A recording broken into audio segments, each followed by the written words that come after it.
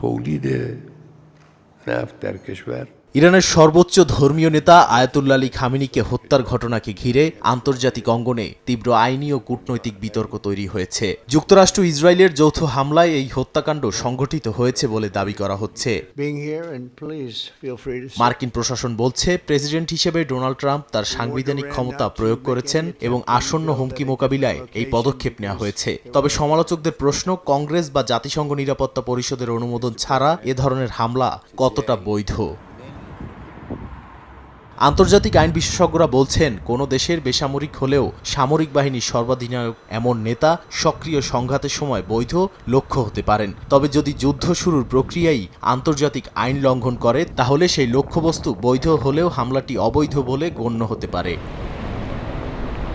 এছাড়া যুক্তরাষ্ট্রের নির্বাহী আদেশ ১২৩৩৩ অনুযায়ী হত্যা নিষিদ্ধ। তবে আত্মরক্ষা বা সশস্ত্র সংঘাতের অংশ হিসেবে চালানো হামলা সেই নিষেধাজ্ঞার আওতায় পড়ে কিনা তা নিয়ে রয়েছে ভিন্ন মত। সব মিলিয়ে বিদেশি রাষ্ট্রনেতাকে হত্যার এই ঘটনা আন্তর্জাতিক আইন, মার্কিন সংবিধান ও যুদ্ধের নীতিমালাকে নতুন করে প্রশ্নের মুখে দাঁড় করিয়েছে। নাদিম মারজান, সময় সংবাদ।